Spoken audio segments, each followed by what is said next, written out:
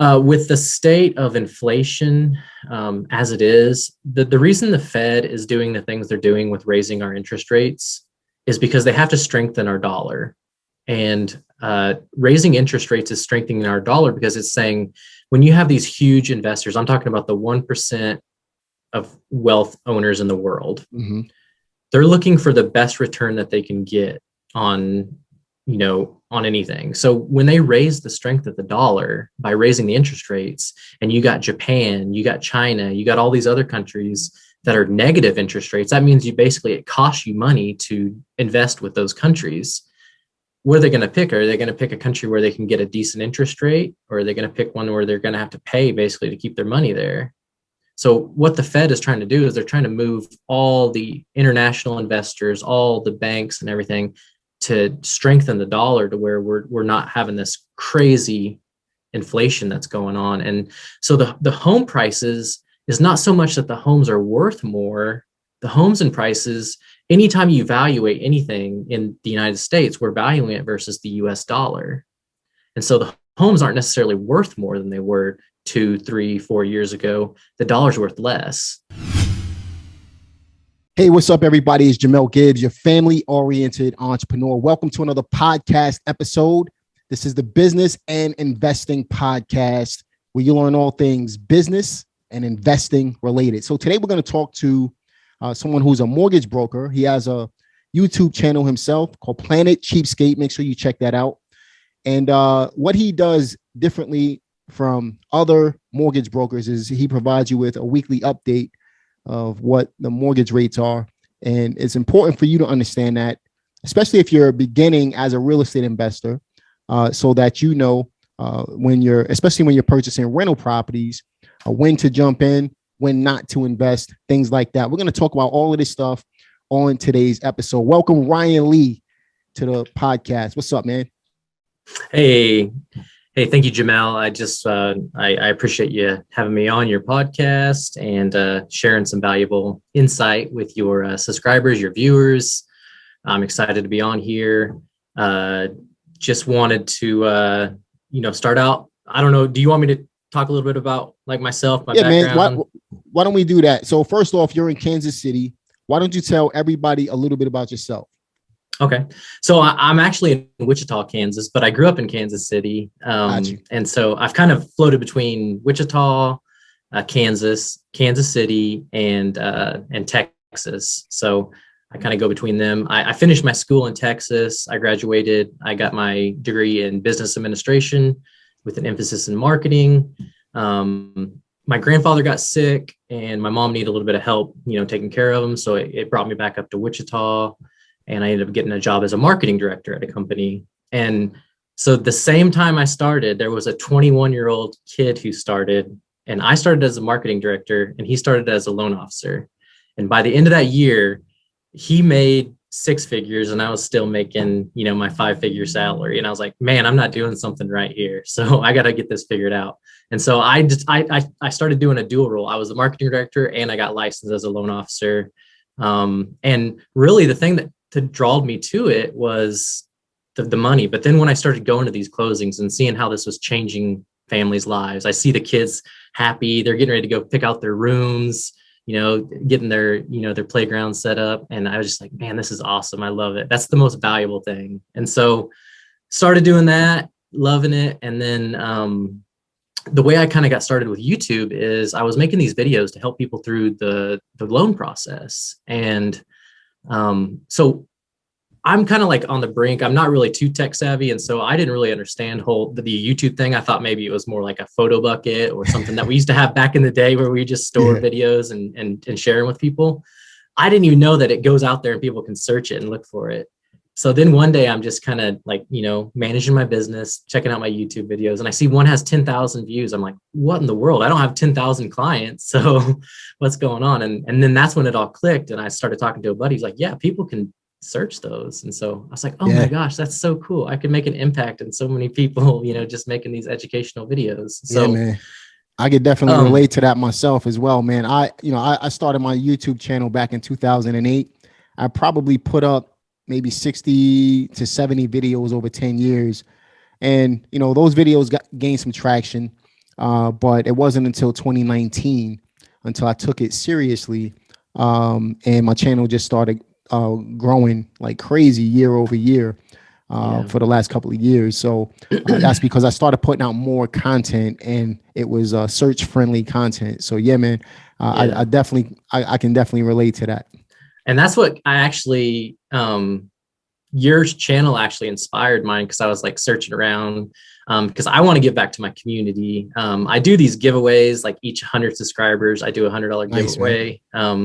But I really, my goal is to do something like you, like bring people on and like just change their lives. Like some of your starting at zero and, getting into that first investment property. That's just, you're changing your community. I fell in love with your channel by that, because I see you giving back to your community. It's not just about Jamel. It's about, I'm going to help my community. And I love that. I appreciate that, man. So you're in the mortgage industry right now. What's different about your channel?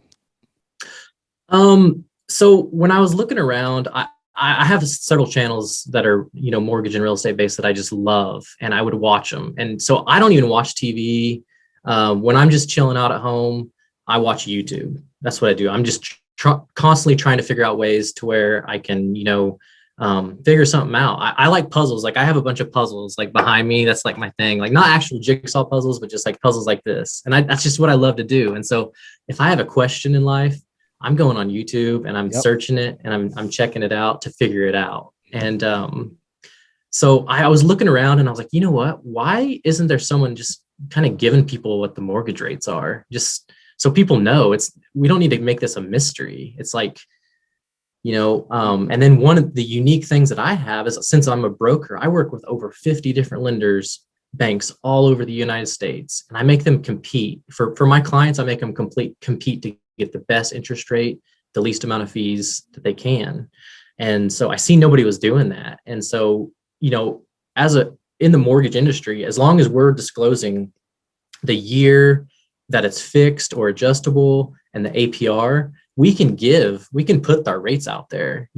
Big banks like Rocket, Quicken, all these banks, they're advertising rates, but they just have to make sure they put the term, the what type of product, is it fixed or adjustable, or and then the APR. And if you have those three things, then you're good to go. And so I'm like, well, I'm just going to put that in my channel.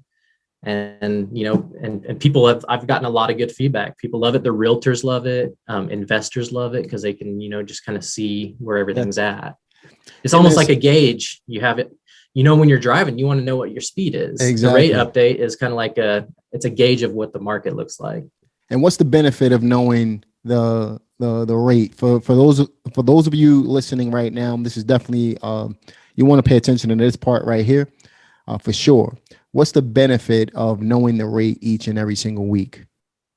So the benefit is, there's a couple different things. One, the rates are changing just like the stock market. Yep. The mortgage interest rates go up and down just like the stock market do every day. And so it'd be ideal if you could keep an eye on them daily, but sometimes it's just not feasible. You can get a general idea of what they are by going to a few websites, but you're not going to get that in-depth look at what they are unless you're contacting a loan officer every single day. Like, hey, what are the rates? What are the rates? What are the rates? So the benefit of that, though, is because when you walk into a bank, when you walk into a credit union, you're not necessarily going to get your best interest rate. They are going to give you what they think they can get away with. Banks and credit unions, they set their own margins. And when I say that, I mean, if we're talking about par rate, and we say the par rate is at 4%. Now, let's stop there for a second before we jump into that. What's par rate, just for people listening right now? So when I say par rate, I mean, if you are the perfect borrower, if you have a 780 to 800 credit score, you are borrowing maybe a $250,000 property or above, because that is a factor too, actually. A lot of people don't realize that, but when you're just getting started, you kind of take a hit, when you do a lower property. But if you got a $250,000 property or above, you have a 780 or 800 credit score, you're a W-2 employee, you have good income, you've had a job for 2 years, all the best, perfect scenario for a lender. Like, you're a secure borrower. that is the rate that you get. That's what par rate is like the best case circumstances. Best of the best. So we're talking about par rate right now. That's when you're in a perfect situation. Now, honestly, most people are not in a perfect situation. So you still want to understand what par rate is, but the idea is to understand what mortgage rates are so you can get your foot in the door if you choose to go that route. Right. So just jumping back into what you were talking about with the par rate thing. What were you going to say about that? And so par rate is kind of where we start. And then what you were just talking about, how not everybody's going to be perfect like that. Then we have things they're called loan level price adjustments, LLPAs. And the loan level price adjustments are basically on your personal circumstances. We take a look at it and say, okay, well, there's a loan level price adjustment because their score is not 780, it's 620. So you're going to have a loan level price adjustment. It's going to bring the cost of your rate down, and it may bring it from where you can get a 4 to where you might have to take like a 4.5. But what I was also saying about that though is like, so a bank or a credit union is going to take that par rate and they're going to take those loan level price adjustments on there and they're going to tack those on. And on top of that, they're going to set a little bit of an incentive there where they're going to make money off of the loan. Okay. That's their compensation basically. Right. And so you just need to be aware that that's on there as a retail borrower. So banks and credit unions are retail lenders. If you go to a wholesale broker, you're going to have the loan level price adjustments, but you're not going to have any kind of a margin for the institution, for the loan officer, anything like that. And so really my channel can kind of keep a bank or a credit union honest when they're dealing with you. And it's just like when you're going out to buy a used car, there's a little bit of there's a margin there that's adjustable. So if you call them out and say, hey, I can go to a broker, shop around, make you guys compete, they're going to give me this. And then they'll bring that down a little bit because they want to save you, not just as a mortgage borrower, but also as someone who gets a checking account, a savings account, a credit card, and all that stuff. So they'll bring that down. They'll squash it if you call them out on it. But if you don't call them out on it, you walk in blind, they're going to give you whatever they think they can get away with. So what would be the benefit as a real estate investor looking to either get into their first rental property, or someone who, let's say you're self-employed, you're looking to purchase a property to eventually use that property to pull out equity and stuff like that to get a rental property? What's the benefit of an investor working directly with a broker over the bank itself? So really with a broker, you're going to have more options. So most banks are going to give you what's called a conforming loan.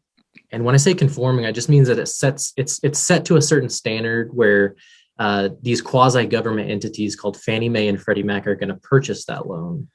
When you work with a broker, they can do that, and that's fine. But they also have these things called non-conforming loans they can do for you, where they don't have to be set to that rigid structure that the conforming loans do. They can, there's a little bit more leniency. Maybe they can go lower on the credit score. Maybe you can do what's called a blanket loan, where you can purchase several properties at once and put them all under one financing. Most banks are going to make you finance one property at a time. There are some that maybe do some other things, but you just have so many more options working with a broker because you're not just stuck with one bank or credit union. Most of them have 50 different options that's available for you. Yeah. And I like the fact that you mentioned that working with a broker, even on your channel, when you're providing rate information, you're keeping the banks honest, right? So really, if you have a broker working with you, you can literally have banks fighting to provide you with the best option for your situation. And that's kind of what you want to do, right? So like Ryan was saying, you could go directly to the bank. Because you went directly to the bank, there's no other option, right? So let's say Rocket and, I'm just throwing out some names, Rocket Mortgage and things like that, maybe another mortgage company. If you go directly to the bank itself, they're going to try to get away with murder. So they got you on the hook. They're going to get away with, it's just business. They're for-profit organizations. Because there's no other competition, right? Yeah. But if you work with a broker can provide you, because they have so many other people working to provide you with, working to get your business. and be able to provide you with better options. So that's one benefit, especially as an investor. You always want to try to get the lowest rate if you're going the financing route through a bank, so that you can cash flow on properties, right? Yeah. Now, obviously, Definitely. mortgage rates are going up right now, right? Yeah, I was they are, talking unfortunately. to one of my mortgage brokers on, one of my refi cash out mortgage brokers on a couple properties that I'm looking to pull some equity lines on. And he said the rates went up 20 basis points this morning. Yeah. So rates are going up. And this is why Ryan's channel is so important. So you can know, what's happening. So you can know when to act, when not to act, right? Yeah. What's basis points, by the way, for people who don't understand? So a basis point is basically that's the amount that you pay for whatever rate that you choose. That it doesn't go to your loan officer. It doesn't go to, if you do use a realtor, it doesn't go, if you use a broker, it doesn't go to the brokerage. That goes to the lender basically to lock in whatever rate, you choose. And that's directly related to the cost. It's a percentage of the loan that you take, based on, the market, the expense. Got you. So how much of a percentage would that be? Let's say somebody borrowed $250,000 on a mortgage. And when we're talking basis points, what does that mean? So ideally, I try to place people maybe no more than a point. So a point is basically 1% of the loan. Got you. Whenever you're doing a financial transaction for a property, for a mortgage, you want to try to keep it under 1 point at least. And so every single transaction, I try to keep it underneath a point. Now, there's certain circumstances that come in where you have to, the basis point is based on a lock term. So we can do like a 15-day lock, a 30-day lock, a 45-day. And I can even here's one valuable information too. If you are working with an institution right now, you need to be looking into 180-day locks. Those are 6-month locks. Those would protect the pricing because they're going to continue to go up. The Fed has said they're going to raise interest rates 5 to 6 times this year. And so how I said the mortgage market's a lot like the stock market. So I believe those have already been baked into the market, so to say. And that's why we're seeing just the rapid increase in the rates. Right. I could be wrong. Nobody knows the market. I can't predict the market. There's nobody. Warren Buffett can't predict the stock market. I can't predict the mortgage market. Nobody can. We can just set ourselves up and prepare ourselves for the worst whenever we're going into any transaction. But you want to try to stay underneath a point, a 1% on the basis point. That's the goal. The lower, the better. So if somebody's at $250,000, if their basis points are under that 2,500, you said 1%. So basically, 2,500, they're doing okay. That's the goal. Yeah, that would be goal. With the lower, the better. Now, all that's going to be determined on what we talked about, those loan level price adjustments. Like that's directly related to your basis point cost is those loan level price adjustments, and each one you take a hit on par. Got you. Okay. So par rate is 0. So 0. That's 0 basis points is par rate, and then you just take hits from that. Okay. So quick question, man. And you may not know the answer to this, but I'm just going to throw it out there anyway. Obviously, mortgage rates are going up. How do you feel like that's going to affect the real estate market as far as pricing and home sales, the speed of home sales?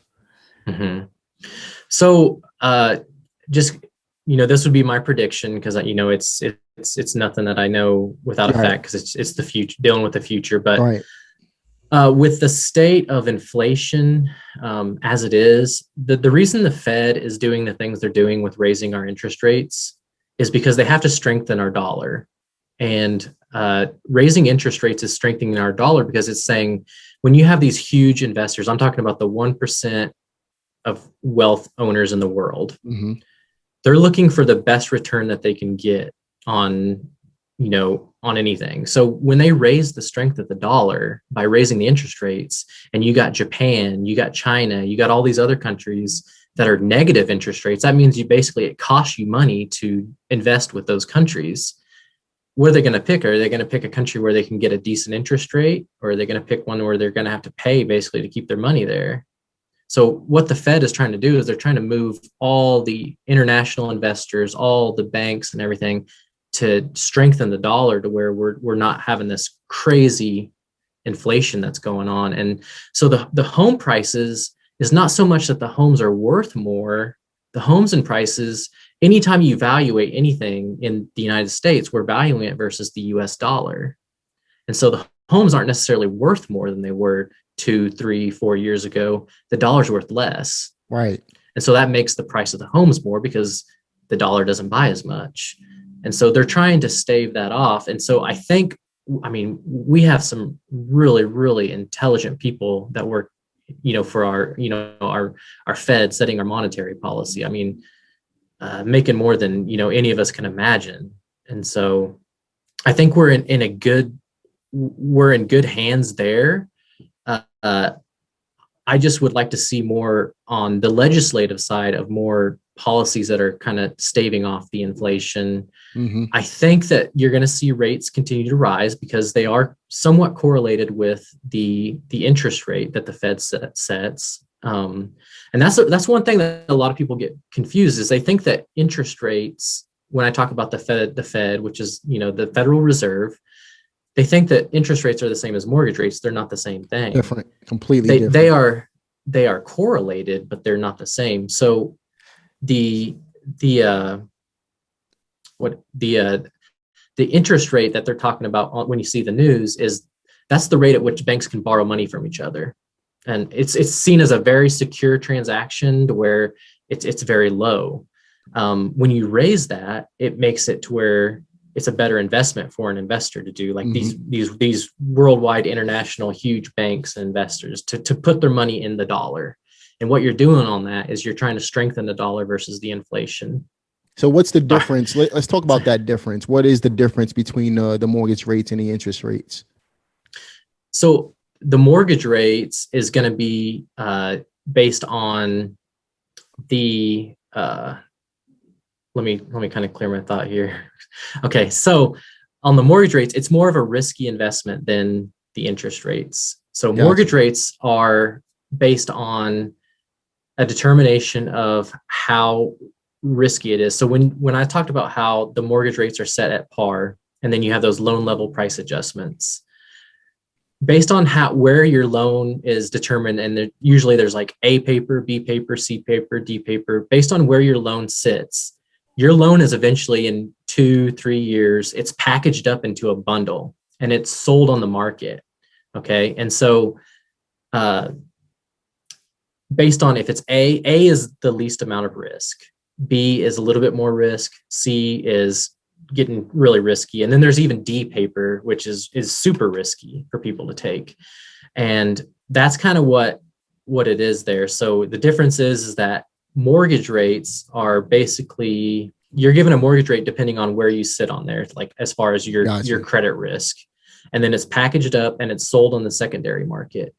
So anytime it's something sold on the secondary market and there's more risk than that interest rate that the Fed's talking about, it's going to be a higher rate. So like you said, the interest rate would be what the banks or investors can pay. And the mortgage rate is exactly what you just explained to us pretty much. So those are the differences between a mortgage rate and an interest rate so that you guys can understand that as well. Now, as a real estate investor who's looking to get started, on this channel, I teach all kinds of real estate investing. I teach how to buy real estate with no money. Then I also teach real estate investing if you have a little bit of money, if you have some assets and things like that. Especially rental property investing. That can be a little tricky. We could get into creative real estate investing, or we can go the traditional route, get an FHA mortgage. You mentioned that we can get up to 5 to 10 houses through a regular lender. And then we can then transition into some more investor friendly loans. So understanding all of that, what do you recommend a brand new real estate? What do you recommend for a brand new real estate investor just getting started? How do you recommend, let's say that they're going a traditional route through a mortgage broker. Why don't we provide our listeners with a step-by-step process to getting their first rental property through a mortgage broker? So if I was to give someone just starting out, I think a lot of it would be determined like where's your starting point. If I have someone who's starting with nothing, like just starting out, I would say probably the best route you can take is to get either what's called a home ready, home possible loan or an FHA loan. So with these, go ahead. What's the home ready, home possible loan? The home ready, home possible is a loan that's a conventional loan. It's a little bit better than the FHA loan because it's only 3% down versus 3.5% down. But it has income limitations. You can't make a certain amount. And you have to be a first-time home buyer, so you can only use it once in your life. I mean, once you hit it, you can't use it again. So you got to make it special. But the benefit of both of those products, you can go out and you can find a duplex, you can find a triplex, you can find a quadruplex. You can just live in one of those units and you could rent out the other ones, and you can finance with an FHA and a home ready, home possible loan. And that to me, you have to stay in it for a certain amount of time. I believe it's 12 months, right? Yeah. It's so conventional, I believe conventional, it's different. Some lenders make you stay there a year. Some will do 6 months. You just have to check. That's another benefit of working with a broker is you can, if that's your goal, say, hey, how long do they require me to live there? And so on the conventional, the home ready, home possible, some of them only make you live there for 6 months. FHA is going to be a year. So the FHA loan is different. It's slightly different in the fact that you have to put down, I believe it's 5%. 3.5%. And then the conventional, you said it was how much now? 3%. 3%. So you save 0.5%. The loans are relatively the same though. You're going to save on closing costs with the conventional. The conventional product is going to be FHA is going to definitely charge you a fee. Yeah, you're going to have an upfront funding fee. And on the conventional home ready, home possible, you do not have the upfront funding fee. You just pay a little bit of mortgage insurance each month. And then the FHA is charged up front. And then on top of that, you have the mortgage insurance each month. Right. So with the FHA, they charge you a fee. I think it's like $5,000 or something like that. It can vary. Based on the size of the loan. It's 1.75% of your loan. Of the loan, right. So 1.75% of the loan, plus you pay the principal mortgage the principal mortgage insurance on top of that.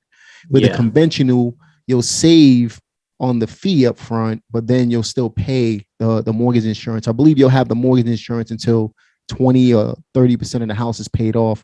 But some lenders are actually keeping it on there longer than the 20%. So I think it's 10 to 12 years or something like that. Yeah, you got to call them. When you're at 80% loan to value, the lender will not automatically take it off. You got to call them at 80 when you've built 20% in equity of the value of your house. Always keep your appraisal whenever you get your house appraised. Look at that value, and then look at your mortgage statement each month. When you have your equity side is 20%, you got to call them up and you got to say, hey, take off my mortgage insurance. If you don't do that, they're not going to automatically take it off until you're at 78%. And that's on a conventional. On FHA, it never goes away. Right. FHA you have to always goes refinance away. It. Yeah. 30 years, you have to refinance it out. Now on a conventional, it goes away. If you do FHA and you put 10% down, which nobody ever does because it's a first-time home buyer, incentive loans. But if you were to do an FHA and you were to do 10%, it would go away after 11 years. So, got you. But there would always be a better product. So nobody ever does that. Right. Right. Now, quick question for you, man. Is it smart to pull money out of your personal residence to refund, refi cash out your personal residence to buy an investment property? I think it can be a great option. We don't personally, my brokerage, we don't do like HELOCs would be a great option. HELOC is almost like a it's like a credit card that you have that is your home equity. We do refinances where you can cash out refinance and pull money out. The benefit of those versus a HELOC is you're going to pay a lower interest rate on that. But the downfall of that is that you got to pay. You only need to do that if you're going to use all the money. Don't do it and just put the money in a savings account or something. Doesn't make sense. Right. If you're going to do that, then you need to go the HELOC route and just do that and just pay a little bit higher, because you're only charged the interest on what the money you use when you do the HELOC. That's right. That's right, man. So just getting started, just to clear things up for you guys. If you're, brand new, you have a decent credit score, how much credit do you need to get a mortgage these days, Ryan? So if you shop around, there's a lot of misconceptions, and this is so bad. There's loan officers out there that just destroy people's dreams, and I hate it because there's some lenders that I don't work with that probably do things that I've never heard of. So I always say, man, shop around, keep your dreams alive. If you're dedicated to get a home, if you're dedicated to be a real estate investor, don't let anybody tell you no. You don't stop. You just go from bank to bank to bank until someone says yes, because someone's going to tell you yes. Yeah. They're going to give you a shot. So with the banks that I work with, I can go on a normal borrower who's not not been in the service. I can go down to 580 on the credit score. That would be without any kind of bankruptcies, foreclosures, repossessions. You would need to have some source of income for 2 years, unless you're a recently graduated college student, and then we can get around that. So if you have a 580 credit score right now, and I did a video on this, how to become a multimillionaire through real estate investing, through what's something called house hacking. I'll link it up at I'll link it up in the top in the cards for you guys so you can watch that video. But really the idea is to utilize everything you can. So Ryan just mentioned a little while ago, he said you can purchase a 1 to 4 unit rather than purchasing a single family property. Purchase a 4 unit, live in one of the units, have tenants paying for the other 3 units. You can probably live rent free for 6 months to 12 months. When you move out, do it again. Yeah. Right. Do it again. Yep. You can do that 10 times. Okay. Which will, rather than having 10 single family houses, you can literally get 40 units within a certain amount of time. Obviously, it's going to take you to do it, given your circumstances, but 40 apartment rentals rather than 10, because you maximize the amount of mortgages, the mortgage space that you can take on as a real estate investor. So if you're investing, think longevity and think cash flow, right? If you're going to use a mortgage broker to do this, which I think is, outside of creative real estate investing, going the traditional route is a great way to take advantage, because you have money out there that you can use. Yeah. If you have a 580 credit score, you can get this done. Start now. Most people think they need perfect credit to buy a house, and you don't, right? So 10 mortgages, but 40 doors. Yeah. Now imagine having 40 doors paying you, even if you were making $100 a month. Most people are making what, $3,000 to $4,000, $3,000 to $5,000 a month at their job, right? Imagine having 40 doors and you're making $100 cash flow per door. That's $4,000 a month. That will change your life. That's the $48,000 a year most people are looking for. And then you pull the equity from those houses to get yourself in the 6-figure range, right? You're literally making money in your sleep. Make money in your sleep. This is how it's done, guys. It's not hard. You just have to have the specialized knowledge to be able to do it. And that's what we provide for you on this channel and on Ryan's channel. Definitely check out Planet Cheapskate on YouTube for sure, especially to get those weekly updates as far as what's going on in the mortgage market, so that you as a real estate investor can understand how to play the game. Right. So step number 1, brand new. Ryan, what's step number 1 again? Looking to get an FHA or a home ready, home possible conventional loan. And you're going to try to find a duplex, a triplex, or a quadruplex, and you're going to live in one and you're going to rent the other units out. That's right, That man. would be, if I was starting today with zero money, I would save up enough to where I could do that. It's going to take a little, you're going to have to put a little bit of skin in the game, but right. that is what I would do. That's the path that I would take. I'm building duplexes now as we speak. I'm building duplexes to maximize that. I'm not fortunate enough to do like some of the first time homebuyer incentives. Now, one thing I did want to just clarify about what we were talking about earlier is that home ready, home possible, you can only use once. So from that point on, you'd have to do the FHA that FHA you can use, what is it, 10 you can use over and over like again. After you've lived there a year, you can use it over and over again. You just have to Now let's provide some clarity on the first time home buyer situation, because really, is it really a first time home buyers program? Is there really that type of program available? Because I have my ideas about it myself.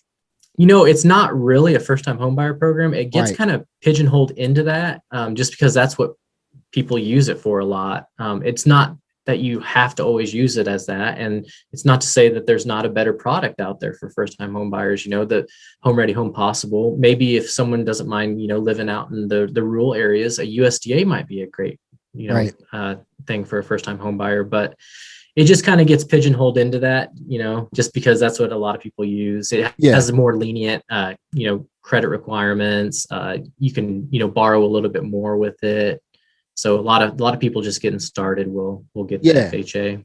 And the reason why I have my speculations about it is because I really don't believe, when you can get a first time home buyers program every 3 years, it's not necessarily a first time home buyers program at that point. You could get it every three years pretty much. So we're just trying to drop some information on you guys, not provide you with too much so where it's going to go over your head, where we want to simplify it in a way to help you to understand that it's not hard.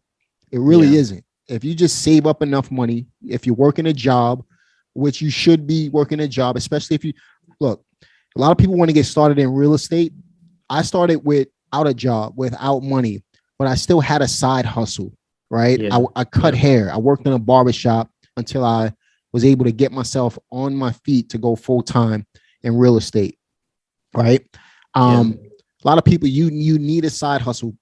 I talk to people a lot. They just want to quit their day job to go full time in real estate because some wholesaler on YouTube told them that they don't need to have a job to do this. Mm-hmm. That's the quickest way to go broke. I'm gonna tell you that right now, because if you don't have additional income, even wholesaling is hard. A lot of people don't realize that wholesaling is hard because you got to put in a lot of work that people are not willing to put in. Right? You got to become a professional marketer. Mm-hmm. Everybody doesn't have a knack for marketing, right? So, and you got to spend some money on marketing or spend a lot of time doing it, right? So the idea here, what we're talking about is you have to have some source of income, maybe even a couple of side hustles, get yourself on your feet, right? And then you can get the mortgages that you need, get the loans. You can even go to creative real estate investing route, right? I'll be honest, getting a mortgage is easier than going to creative real estate investing route because most people are not going to want to hold a mortgage. Seller financing. I just picked up 21 houses through seller financing yesterday, but that doesn't happen every single day, right? It's easier for me if I have access to money to go out there and actually buy a home. And that's the dead honest truth. I don't care what anybody tells you. I've been doing this for 20 years and I've done over 2,000 deals. It's easier to do real estate when you have access to money. You don't need money because you can do wholesaling and creative real estate investing. But if you have access to the money, if you're able to get a mortgage, if you're able to build equity in a property over time and pull equity credit lines to be able to buy more real estate, that's how you can build real wealth in real estate. And that's just being dead honest, right? Yeah. So, what I'm trying to tell you guys right now is, you need to understand what we're talking about on this podcast, maximize the amount of doors that you can get, right? And we just told you exactly how to do it. Go to FHA or the conventional route up front and maximize the doors. Get a 2 to 4 unit apartment, building, and then do that 10 times over, and you have 40 doors. And another secret, and you could probably talk about this a little bit, Ryan. If you're married, don't add your spouse to the mortgage. Let them go get an additional, 10 loans. So then you double up, right? So rather than 40 doors, if you're married, you could get 80 doors. Yeah, that's a super good hack there, Jamel. It's definitely a good idea. The only exception for that would be if it was a veteran. If you happen to be a veteran and you want to do the VA, you have to put the spouse on there. Yeah. But if you're not a veteran and you're out there and you want to do that, don't put your spouse on there. Be separate. Create one empire together, but diversify it, because FHA is a great product, and if you're both going on it, you're killing that great product, and you're limiting where you could do it both at the same time, and then you can maximize. That's 2 deals instead of 1. That's right. Oftentimes something you said, Jamel, really struck a chord with me. When I was just the marketing director here, I was telling myself, our self-talk that we tell ourselves, it can just ruin our lives. Yep. We create these mental barriers to prevent us from doing things. And, you gotta change that self-talk, because I was coming up with all these different reasons why I shouldn't go get my loan officer's license. And, that loan officer test, I've been through college. That was the hardest test I ever taken in my life. I don't know how I passed it, because the study guide that they had me studying, none of those questions ended up being on the test. That's always the case, right? Yeah. And I took business calculus in college, and there was some problems. There was some math problems on that test that I had no answer for, I was sitting there. I said a prayer and it's a time test, but I said, what? I'm not mad at you, man. I'm going to say a prayer, because I may not get through this. And if you fail, you got 3 times. And if you fail at 3 times, then you're out. But I created mental barriers for myself not to do that. And it took me about a year later before I actually went ahead and did it. And my life's changed dramatically, and it's one of the greatest decisions I made. But I would say, don't take no for an answer when you're dealing with a financial institution, and don't let your negative self-talk keep you from doing things. There's tools out there you can utilize. Jamel's, his channel is amazing. I went through and watched it. Oh man, I learned so much from it. He's an inspiration to me, just how he gives back to the community. You're welcome to come and check out my channel and just use those rate updates as a gauge. Whether you're doing a seller carry, whether you're going to work with an institution, whether you're going to be a wholesaler, and you got to find the seller and the buyer and put them together. Having that gauge, that knowledge, is going to help you, see, how to put that deal together best, get the best interest rate. But even if you're doing seller finance, and it's good to understand what that par rate is. It's good to understand what's going on in the mortgage market, so you know how to set your deal up, right? Yeah. So, at the end of the day, you guys really don't want to pigeonhole yourself into one way of doing real estate investing. I do everything, right? You can become great if you do one thing, but to me, I like to diversify and spread my wings out a little bit more. So it's good to have this knowledge, and it's good to more important than having the knowledge. It's good to go out there and take action on the knowledge. That's the only way to get from where you are to where you want to go, guys. So, check out Planet Cheapskate on YouTube.com. And I believe that what's the URL to that channel? It's just youtube.com/planet/Planet Cheapskate. Got it. So yeah, I always forget about the C in there. I just do youtube.com/Jamel Gibbs, man, because it goes to the same. I think it goes there. Yeah. So obviously, most smart people read books. Any books that you recommend our listeners dig into? So I would say one of the most valuable books that I read was it's a thick book, but I read the whole thing because it's actually a library, which is a series of books, but it's called the Prosperity Bible. There's several good books in there. There's like Think and Grow Rich is in there. Napoleon Hill, because I got John C. Maxwell's books over there. Yeah. Relationships, attitude, teamwork, mentoring, ethics, all it comes in like a big package. So I know exactly what you're talking about. Yep. Yeah.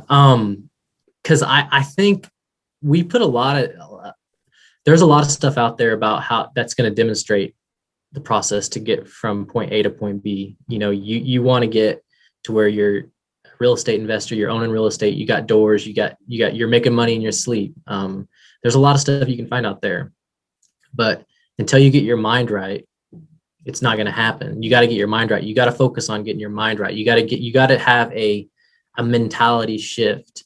So the Prosperity Bible is going to teach you about, you know, taking responsibility, even when maybe it's not even your fault. You know, if you sit there, like, I love watching, you know, sports like the NFL playoffs, the NBA playoffs. You got LeBron James at a press conference. He's not going out there and be like, well, you know, it was who's his point guard? Is it still when he was with the Lakers? Was it Chris Paul whenever they're? No, he has Russell Westbrook right now. Oh, Russell Westbrook now. Okay. It's been a while. It's been a busy few years, but so my point is like, they don't get up there on the podium and be like, oh, well, it's, you know, Russell Westbrook. He didn't pass me the ball enough. If something goes wrong, LeBron says, you know what? It's my fault. I didn't pass. There's some guys open. You know, I wasn't on the ball on defense. You know, Patrick Mahomes, you know, they lost to the Bengals and they just fell apart in the second half. He didn't get up there and be like, you know what, our defense sucked. They couldn't stop them. You know, Jamar Chase, you know, tore up our defense and all this. He got up there and said, it's my fault. I blew it. The coach, Andy Reid, it's my fault. I blew it. You know, we probably could have given better plays. Even if it's not necessarily your fault, even if whatever they were saying whatever they could have said was true, when you take responsibility for it, when you take responsibility for that, you're now putting yourself in the driver's seat of whatever it is. And until you take that responsibility, you're not going to be able to change it, because if you're deflecting it and you're saying, oh, it was our defense's fault. Oh, it was our coach's fault. He was, you know, by taking responsibility for it, that's when you put yourself in the driver's seat to make those changes, to go through those walls that we put up in our head mentally. That's right, man. I love it, man. Yeah. How to take responsibility. And the way to take responsibility is to educate yourself and take action. That's it. Absolutely. Right? So any last words for our listeners before we jump off this call? Man, it's been a fantastic call, by the way, man. Fantastic podcast. I'm really happy with the outcome of this. I believe people are going to benefit from this, especially people who weren't aware of how mortgages work. This is definitely the podcast for you guys to be listening to. But any last words for our listeners? I would just like to, you know, thank you, Jamel, for giving me the opportunity. I love your channel. I appreciate it, brother. It's been an inspiration for me. I've learned so much from it. I think my two main points is just don't give up, you know, and don't let that negative self-talk keep you from your dreams, because you can do it. You got to write them down, make a goal, and you can accomplish it. And, you know, Jamel's here to help. I'm here to help. You can reach us on our YouTube channels, reach out to us. I'm sure, I can't speak for him, but I'll do whatever I can. I have people asking me all the time on my videos, like they have certain scenarios that come up. I'll do whatever I can to help you. You know, that's what I want to do. I want to help people. My life was changed when I started going to those closings and seeing those little kids so happy about getting their rooms, I mean, their lives are changed forever by their parents making a decision to get out of the rental cycle and own a home, maybe get a second home and rent it out. You can literally change your life and your children's life just by making that choice. And So yeah, I mean, just thank you, Jamel. I appreciate it. And I'd be happy to come back and talk about any subject in the future. And maybe we can get you to come on Planet Cheapskate and educate my subscribers a little bit. Yeah, just let me know when you're ready, man, and I'll definitely be there 1,000%, man. Just let me know. We definitely appreciate having you, Ryan Lee. Check out Planet Cheapskate on YouTube. You'll get all of the mortgage information you need as a real estate investor, or even as a regular homeowner. If you're looking to just purchase a home for yourself, this is the channel that you want to be a part of, right? So, Ryan, we definitely appreciate you, man, and looking forward to having you again in the future. Listen, I hope you guys benefited from this podcast. If you're watching this on YouTube, be sure to like this video, subscribe to this channel, click the notification bell. Listen, we'll see you guys on the next one. Peace.